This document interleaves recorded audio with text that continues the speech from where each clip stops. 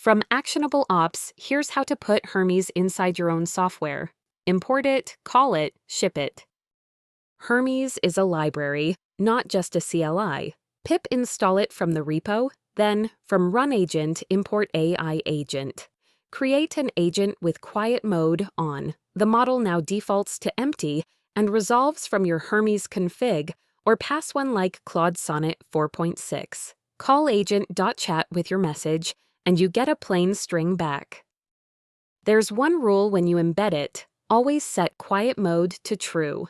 Without it, the agent prints its terminal spinners and progress bars straight into your application's output, which is a mess in a web app or a script. Chat gives you the final string.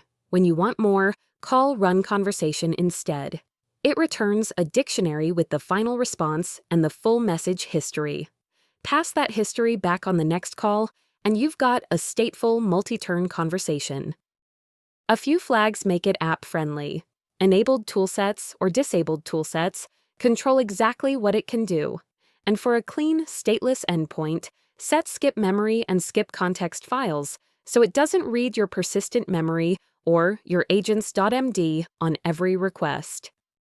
That's everything you need to drop it into a fast API endpoint, a Discord bot, or a CI step that reviews a pull request diff.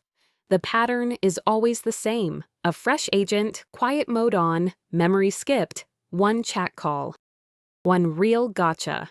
An agent holds internal state, so create a new AI agent for every thread or task and never share one across concurrent calls.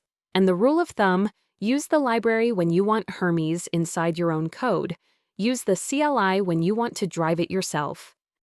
That's Hermes as a Python library built by Nous Research, and for more how-tos like this, that's ActionableOps.com.